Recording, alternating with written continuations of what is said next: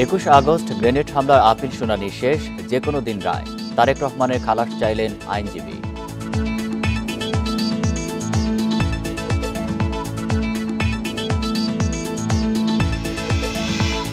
ছত্রিশ বছর শান্তিরক্ষা মিশনে কাজ গর্বের, বললেন ডক্টর ইউনূস। সশস্ত্র বাহিনী দিবসের অনুষ্ঠানে যোগ দেয়ায় খালেদা জিয়াকে ধন্যবাদ।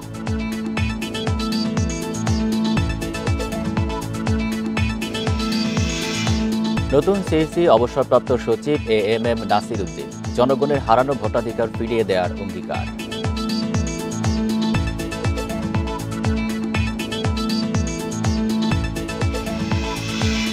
রাজধানীতে সড়ক রেলপথে ব্যাটারি চালিত রিকশার চালকদের অবরোধে চরম ভোগান্তি, 6 ঘণ্টা পর প্রত্যাহার।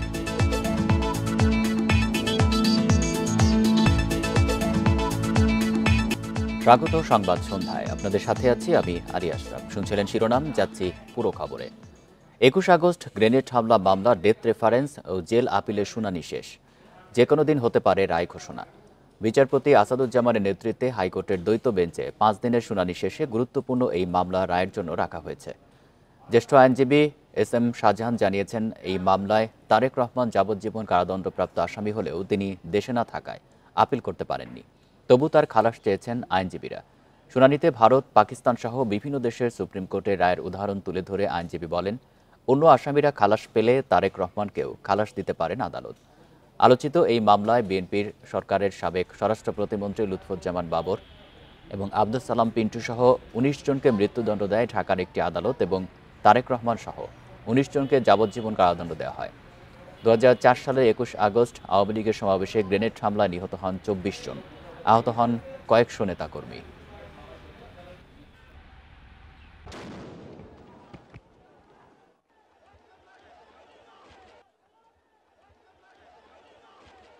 কোর্ট আজকে ধৈর্য সহকারে একেবারে 4:15 পর্যন্ত আমাদের বক্তব্য শুনে পরে বলল যে আমরা এই মামলা সিএবি করে রাখলাম, অর্থাৎ আপনার রায়ের জন্য যে কোনো দিন এটা রায় দেবে, ওইভাবে কোর্ট অর্ডার দিয়ে মামলার দুটারই শুনানি আজকে শেষ করল। বিচারিক শুদ্ধতার জন্য আন্তর্জাতিক অপরাধ ট্রাইব্যুনালে অন্তর্বর্তীকালীন আদেশের বিরুদ্ধে আপিলের বিধান রাখা হয়েছে বলে জানিয়েছেন আইন উপদেষ্টা ডক্টর আসিফ নজরুল। সকালে আন্তর্জাতিক অপরাধ ট্রাইব্যুনাল পরিদর্শন শেষে আন্তর্জাতিক অপরাধ ট্রাইব্যুনাল সংশোধন অধ্যাদেশ অনুমোদনের বিষয়ে জানতে চাইলে তিনি সাংবাদিকদের একথা জানান। এ সময় তিনি আরও বলেন, বিচারের শুদ্ধতার জন্য কোনো রাজনৈতিক দল নিষিদ্ধের বিধান ট্রাইব্যুনালে অধ্যাদেশে রাখা হয়নি। শুদ্ধতা রক্ষার জন্য রাজনৈতিক দলের ইস্যু আনা উচিত না, আমি কালকেই বলেছি ভাই। আপিলের অনুমতি রাখা হয়েছে অন্তর্বর্তীকালীন আদেশের বিরুদ্ধে, এটা বিচার বিলম্বিত করার সামিল কিনা অনেকেই মনে করছেন এটা কোনো চক্রান্ত, মানে জুলাই আগস্টের বিপ্লবের সাথে এটা বিচারের শুদ্ধতার জন্য করা হয়েছে এবং খুব সীমাবদ্ধ ক্ষেত্রে। 36 বছর ধরে শান্তিরক্ষা মিশনে সেনাবাহিনীর দায়িত্ব পালন বাংলাদেশের জন্য গর্বের বলে মন্তব্য করেছেন প্রধান উপদেষ্টা ডক্টর মোহাম্মদ ইউনূস। বিকেলে ঢাকা সেনানিবাসের সেনাকুঞ্জে সশস্ত্র বাহিনী দিবসের অনুষ্ঠানে যোগ দিয়ে কথা বলেন তিনি। সশস্ত্র বাহিনী দিবসের লক্ষ্য ও উদ্দেশ্যকে ধারণ করে 3 বাহিনীকে দায়িত্ব পালনের আহ্বান জানান ডক্টর ইউনূস। এ সময় বিএনপি চেয়ারপারসন খালেদা জিয়ার সাথে কুশল বিনিময় করেন তিনি। দীর্ঘদিনের অসুস্থতা সত্ত্বেও অনুষ্ঠানে যোগ দেয় খালেদা জিয়াকে ধন্যবাদ জানান প্রধান উপদেষ্টা। এর আগে বিকেলে 3:45টার দিকে সেনাকুঞ্জে পৌঁছান বিএনপি চেয়ারপারসন। দীর্ঘ 1 যুগ পর সেনাকুঞ্জে এই অনুষ্ঠানে যোগ দিলেন তিনি।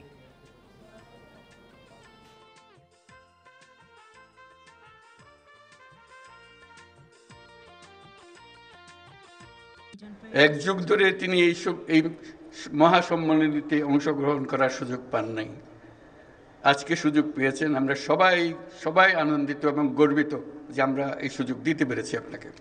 দেশের ক্রান্তি লগ্নে সশস্ত্র বাহিনী বরাবরের ন্যায় মানুষের পাশে এসে দাঁড়িয়েছে। দেশের ছাত্র জনতা এবং সাধারণের পক্ষে দাঁড়িয়ে সশস্ত্র বাহিনী আবারও দেশের মানুষের কাছে আস্থার প্রতীক হিসেবে স্বীকৃতি লাভ করেছে।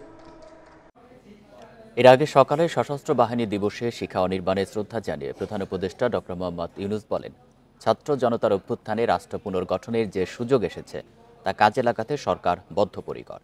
আর এই লক্ষ্যে সব দেশের সঙ্গেই সুসম্পর্কে আগ্রহের কথা জানিয়েছেন তিনি।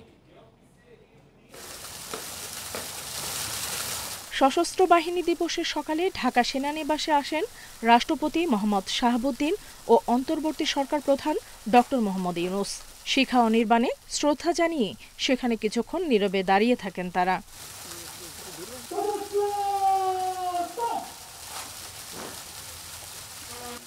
এরপর শ্রদ্ধা জানান তিন বাহিনীর প্রধানরা। পরে সেনানিবাসে সশস্ত্র বাহিনী বিভাগে নিজের নির্ধারিত কার্যালয়ে আসেন প্রধান উপদেষ্টা।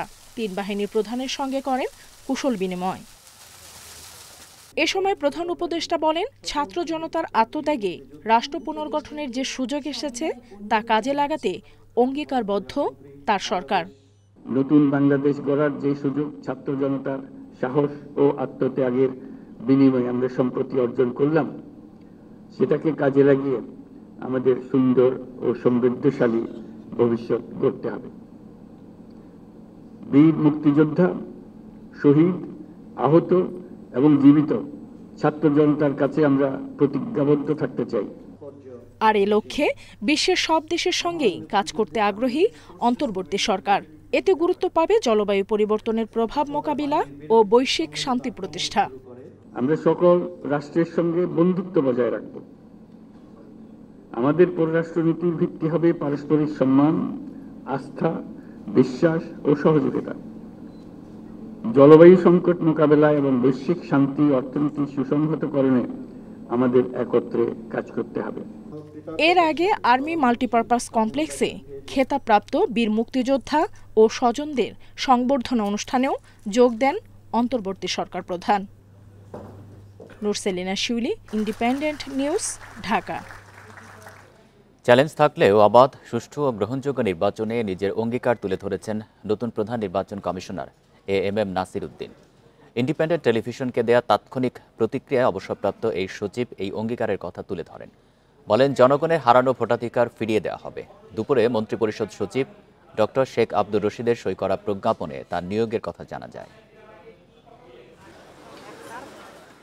প্রধান নির্বাচন কমিশনার সহ অন্য 4 নির্বাচন কমিশনার নিয়োগ দিয়েছেন রাষ্ট্রপতি।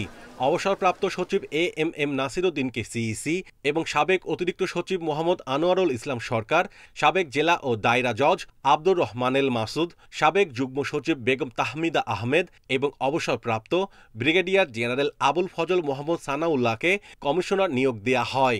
এএমএম নাসির উদ্দিন, তার কথা শুনি এবং তার মন্তব্য শুনি। স্যার, আপনাকে অভিনন্দন।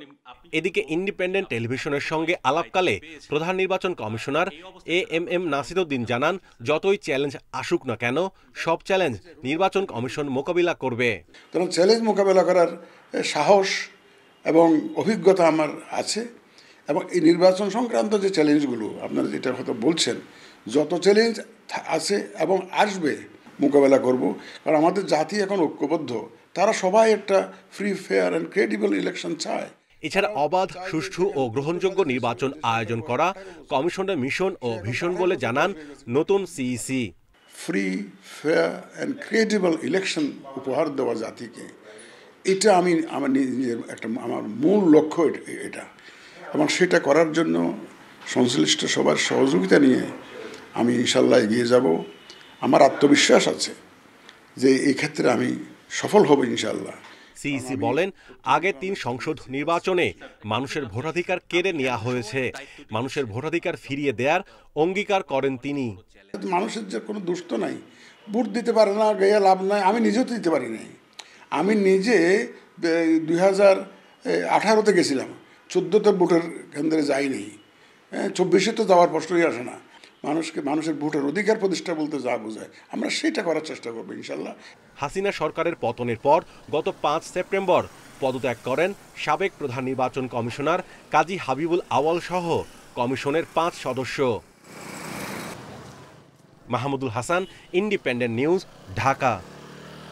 ব্যাটারি চালিত রিকশা চালকদের আন্দোলনে দুর্ভোগের নগরী হয়ে ওঠে রাজধানী। টানা 6 ঘন্টা অবরুদ্ধ ছিল মহাখালী, বনানী, আগারগাঁও, তেজগাঁও সহ গুরুত্বপূর্ণ অনেক এলাকার মূল সড়ক। এতে চরম বিপাকে পড়েন যাত্রীরা। বিশেষ করে স্কুল ফেরত শিশু আর হাসপাতালের উদ্দেশ্যে বের হওয়া রোগীদের ভোগান্তি বেশি হয়। অটোরিকশা চালকদের অবরোধে বৃহস্পতিবার সকাল 9টার কিছু পর থেকেই মহাখালীতে যান চলাচল বন্ধ হয়ে যায়। এতে আশপাশের সড়কগুলো কার্যত অচল হয়ে পড়ে। ঘন্টার পর ঘন্টা সড়কেই পার করেন যাত্রীরা। অসুস্থ স্ত্রীকে নিয়ে যাত্রাবাড়ি থেকে গাবতলী রওনা হয়েছিলেন এই ব্যক্তি। মহাখালীতে গাড়ি থেকে নেমে গন্তব্যের উদ্দেশ্যে হাঁটা শুরু করেন।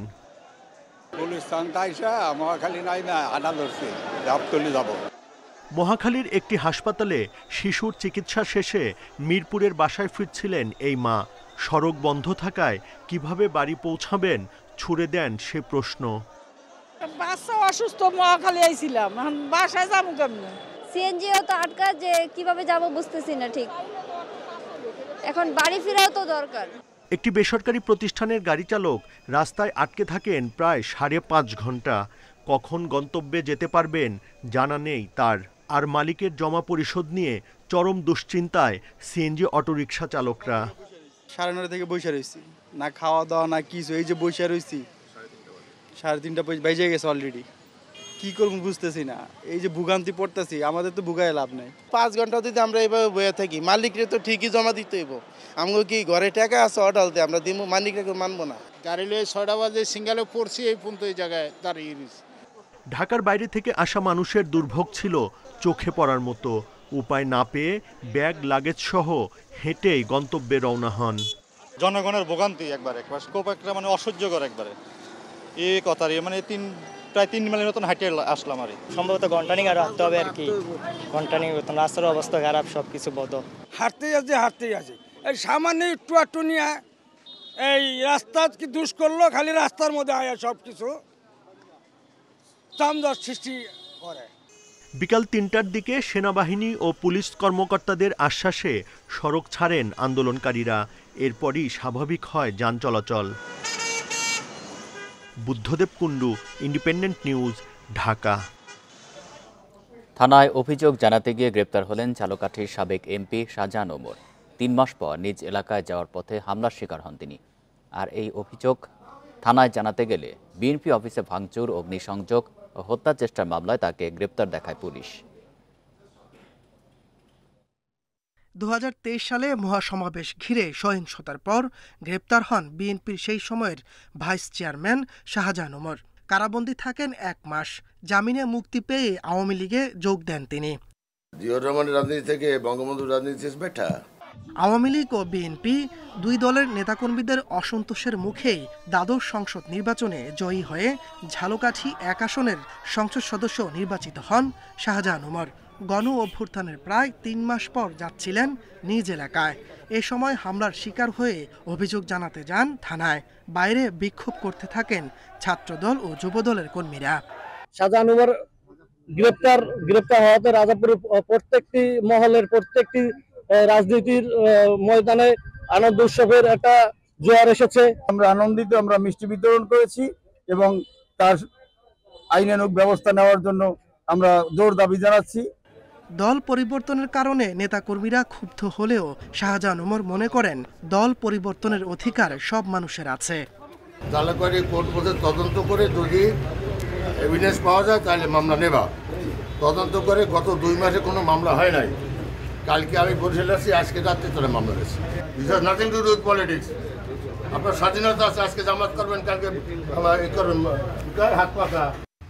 বুধবার রাতে কাঠালিয়া উপজেলা বিএনপির সাধারণ সম্পাদক আক্তার হোসেন নিজাম বাদী হয়ে তার বিরুদ্ধে বিএনপি অফিসে ভাঙচুর, অগ্নিসংযোগ ও হত্যা চেষ্টার ঘটনায় মামলা করেন। Independent news. ক্ষমতার প্রভাব খাটিয়ে জমি দখল, অপহরণ, মিথ্যা মামলা দেওয়ার অভিযোগ উঠেছে যশোরের ঝিকরগাছা উপজেলার কাশীপুর গ্রামের কথিত মুক্তিযোদ্ধা মকবুল হোসেন ও তার ছেলে কক্সবাজার এপিবিএনের অতিরিক্ত পুলিশ সুপার ফখরুল হাসানের বিরুদ্ধে। অভিযোগ আছে স্বজনদের জমি দখল করে বিশাল বাড়ি বানিয়েছেন তারা। এদিকে এই সংবাদ সংগ্রহ করতে গিয়ে হামলার শিকার হন ইন্ডিপেন্ডেন্ট টেলিভিশনের যশোর প্রতিনিধি। 2022 সালের 14 এপ্রিল যশোরের ঝিকরগাছায় 30 লাখ টাকা ও স্বর্ণালংকার চুরির অভিযোগ দেয়া হয় শাহজাহান ও তার ছেলে রায়হান কবিরকে। এপিবিএনের অতিরিক্ত পুলিশ সুপার ফখরুল হাসান ও বাবা মকবুল হোসেন চুরির দায়ে নির্যাতন করেন বাবা ছেলেকে। 2 দিন ধরে আটকে রেখে চালানো হয় অমানসিক নির্যাতন। এমন অনেক অভিযোগ রয়েছে মকবুল হোসেনের বিরুদ্ধে। ভুয়া মুক্তিযোদ্ধা সনদ নিয়ে কোটার মাধ্যমে ছেলে ও মেয়েকে সরকারি চাকরির ব্যবস্থা করেন তিনি। এএসপি ছেলের প্রভাব খাটিয়ে এলাকায় জমি দখল, মারপিট ও নির্যাতনের অভিযোগ রয়েছে তার নামে। গত 10 বছরে মকবুলের পরিবার অবৈধভাবে জমি দখল করে বিপুল সম্পদের মালিক হয়েছেন, এমন অভিযোগ ভুক্তভোগীদের। মিথ্যে একটা ভিডিও স্বীকারোক্তি করায় 30 লক্ষ টাকা, 10 ভরি সোনা, একটা ক্ষয়ক্ষতির একটা দেখাইয়ে 300 টাকার একটা স্ট্যাম্পে আমার স্বামীর দিয়ে সই করায়নি। শুধু অন্যের জমি নয়, অবৈধভাবে প্রভাব বিস্তার করে স্বজনদের জমি দখল করেও অট্টালিকা গড়েছেন মকবুল ও তার সন্তান ফখরুল হাসান। আর এক মেম্বারও আছে আমার এক বোনাই, তার জমি এর ভিতরে আছে, সেও তাও জোর করে নিয়েছে, সেও কোনো কথা বলতে পারিনি। জোর করিয়া হচ্ছে ঘর করে নিয়েছে, দিনই খুঁটো পুঁতে থইল, সে জোর করিয়াই হচ্ছে দখলে নিয়ে নিয়েছে। পিতা পুত্রের আধিপত্যের বিষয়টি জানলেও ভয়ে মুখ খুলতেন না স্থানীয় জনপ্রতিনিধিরাও। লোকমুখে যে দোকানে শুনেছি যে হ্যাঁ এটা হয়েছে, তার বাড়িতে চুরি চটকামি করেছে বা তার ধরে মারপিট করেছে, এগুলো শুনছি। কৃষ্ণনগর একটা জমি কিনা আছে, সেই জমিটা মকবুল চাচা দখল করে গেছে।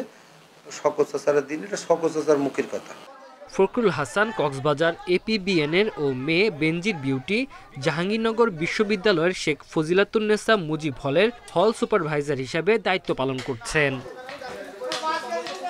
Independent news. সারা দেশে ডেঙ্গু আক্রান্ত হয়ে 24 ঘন্টায় মারা গেছেন 9 জন। একদিনে ডেঙ্গুতে হাসপাতালে নতুন করে ভর্তি হয়েছেন 1214 জন। সোমবার স্বাস্থ্য অধিদপ্তরের বিজ্ঞপ্তিতে এই তথ্য জানানো হয়। এতে বলা হয়, এবছর ডেঙ্গুতে মোট প্রাণহানি বেড়ে দাঁড়িয়েছে 436 জনে।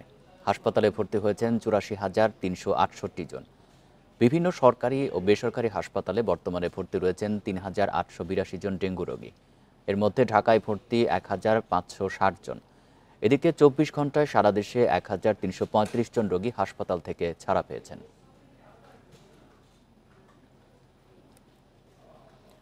বিপিসির অতিরিক্ত মুনাফা ও অপচয় বন্ধ হলে জ্বালানি তেলের দাম লিটারে 15 টাকা পর্যন্ত কমানো সম্ভব। সিপিডির গবেষণায় এই তথ্য উঠে এসেছে। বৃহস্পতিবার রাজধানীর একটি হোটেলে মত বিনিময়ে বিইআরসির গণশুনানিতে জ্বালানি তেলের দাম নির্ধারণের তাগিদ দেন বিশেষজ্ঞরা। দেশে প্রতি লিটার ডিজেল কেরোসিন বিক্রি হচ্ছে 105 টাকায়, পেট্রোল বিক্রি হচ্ছে 122 আর অকটেন 125 টাকা লিটারে। বাংলাদেশ পেট্রোলিয়াম কর্পোরেশন বিপিসি গত বছর প্রায় 4,600 কোটি টাকা মুনাফা করেছে। এবছরও তাদের মুনাফা হবে প্রায় 4,000 কোটির ঘরে। কিন্তু কমছে না জ্বালানির দাম। গেল মার্চ থেকে প্রতি মাসে জ্বালানি তেলের দাম নির্ধারণ করছে জ্বালানি ও খনিজ সম্পদ মন্ত্রণালয়। পার্সেন্টেজগুলো আমাদের কাছে ক্লিয়ার না। জ্বালানি বিশেষজ্ঞরা বলছেন, প্রতি বছর সরকার এ খাতে 14,000 কোটি টাকার শুল্ক কর আদায় করে। তারপরও তেল বিক্রিতে অতিরিক্ত মুনাফা অযৌক্তিক। কোনো ইম্পোর্টেড কন্ডেন্সেট ওনারা ব্যবহার করেন না। বিপিসি সেখান থেকে প্রচুর পয়সা প্রফিট করছেন, জনগণের পয়সা। এই প্রাইসিংগুলো হওয়া উচিত বার্কের মাধ্যমে। বিগত সরকার ব্যবসায়ীদের সরকার ছিল, তারা তাদের স্বার্থ সংরক্ষণ করতে যে নানা ধরনের পরিবর্তন, পলিসি, আইন তারা করার দরকার মনে করেছে। কিন্তু আজকের সরকারের তারই ধারাবাহিকতায় তেলের মূল্য, ডিজেলের মূল্য, পেট্রোলের মূল্য, কেরোসিনের মূল্য তার নিজের হাতে কেন রাখতে হবে? বিপিসি চেয়ারম্যানের দাবি, বড় মজুদ সক্ষমতা না থাকায় জ্বালানি তেল আমদানিতে দর কষাকষির সুযোগ কম। আমরা যদি তেলের মূল্য সঠিক রাখতে চাই, তাহলে কিন্তু আমাদের পিলফারেজ কমাতে হবে, আমাদের ওয়েস্টেজ কমাতে হবে, বা বাংলা কথায় যদি বলি চুরি কমাতে হবে। তার জন্য আসলে অটোমেশনের বিকল্প নাই। যে কোনো ইউটিলিটি তাদের অন্যায্য খরচ তার উপরে চাপিয়ে দেওয়ার চেষ্টা করতেছে, নিঃসন্দেহে কনজিউমার এটাতে আপত্তি করে বাধা দেওয়ার চেষ্টা করবে। বিআরসি সকল পক্ষকে শুনেই কিন্তু এই প্রাইসিংটা ঠিক করবে। মতবিনিময়ে দেশের বাজারে বিক্রি হওয়া জ্বালানি তেলের মান নিয়েও প্রশ্ন তোলেন আলোচকরা। 88-এর উপরে যেত না, ওই তেল কিন্তু আমাকে দেওয়া হয়তো 100 অক্টেন হিসাবে। Hari Saha, Independent News, Dhaka. সাবজয়ী 3 নারী ফুটবলারকে সংবর্ধনা দিয়েছে সাতক্ষীরা জেলা প্রশাসন। জেলা শিল্পকলা একাডেমি মিলনায়তনে এই সংবর্ধনা অনুষ্ঠিত হয়। জেলা প্রশাসনের পক্ষ থেকে তাদের 1 লাখ টাকা ও ক্রেস্ট দেওয়া হয়েছে। নিজ জেলায় সংবর্ধনা পেয়ে উচ্ছ্বসিত তারা। সাব চ্যাম্পিয়নশিপে টানা দ্বিতীয়বার শিরোপা জয়ের পর বাংলাদেশ নারী দল দেশের বিভিন্ন সংস্থা ও প্রতিষ্ঠানের পক্ষ থেকে সংবর্ধনা ও পুরস্কার পেয়ে চলেছে। সাবিনা আফিদারা এবার সংবর্ধনা পেল নিজ জেলা সাতক্ষীরা জেলা প্রশাসনের পক্ষ থেকে। খেলাধুলায় মেয়েদের পেশাদারিত্ব তৈরি এখনও কঠিন বলে মনে করেন অধিনায়ক সাবিনা। প্রতিভাবানদের তুলে আনার সাথে প্রশিক্ষণ ও মাঠের সুবিধা বাড়ানোর আহ্বান জানান তিনি।